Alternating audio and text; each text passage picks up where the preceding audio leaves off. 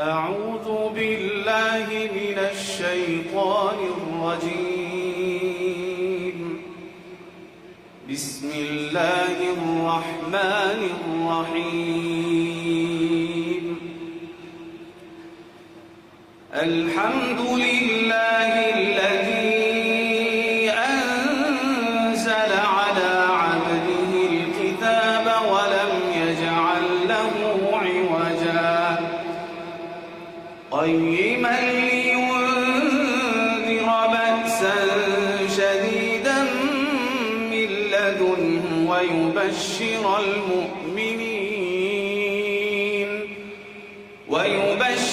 المؤمنين الذين يعملون الصالحات أن لهم أجرا حسنا ماكثين فيه أبدا وينذر الذين قالوا اتخذ الله ولدا ما لهم به من علم ولا لآبائهم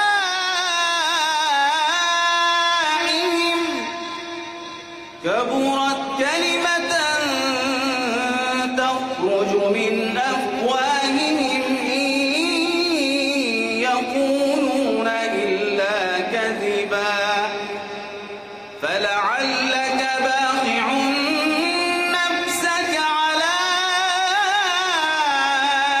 آثارهم إن لم يؤمنوا بهذا الحديث أسفا إنا جعلنا ما على الأرض زينة لها لنبلوهم أيهم أحسن عملا وإنا لجاعلون ما عليها صعيدا جرزا أم حسبت أن أصحاب الكهف والرقيم كانوا من آياتنا عجبا إذ أوى الفتية إلى الكهف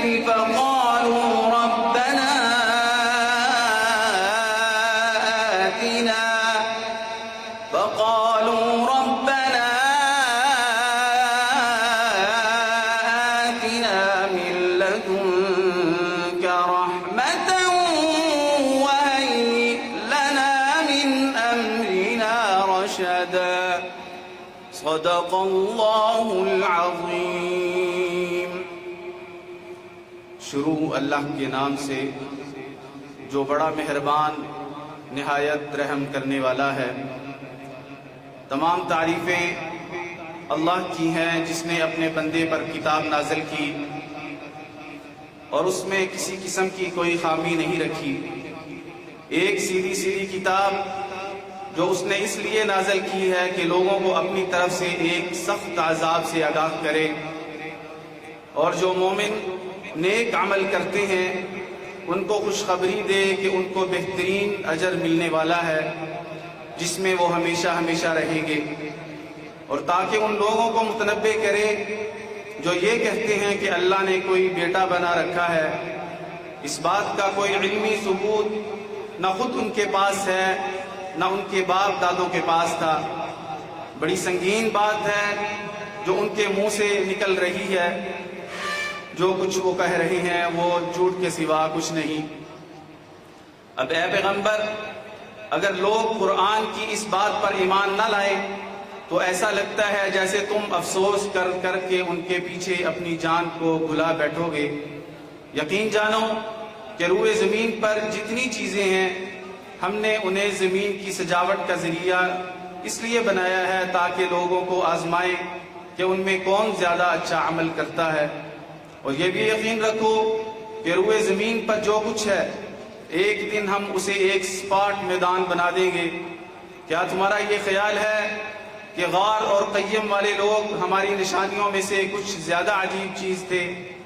ये उस वक़्त का जिक्र है जब उन नौजवानों ने गार में पनाह ली थी और अल्लाह ताला से दुआ करते हुए कहा था कि ऐ हमारे परवरदिगार, ہم پر خاص اپنے پاس سے رحمت نازل فرمائیے اور ہماری صورتحال میں ہمارے لیے بھلائی کا راستہ مہیا فرما دیجیے۔ وما علینا الا البلاغ۔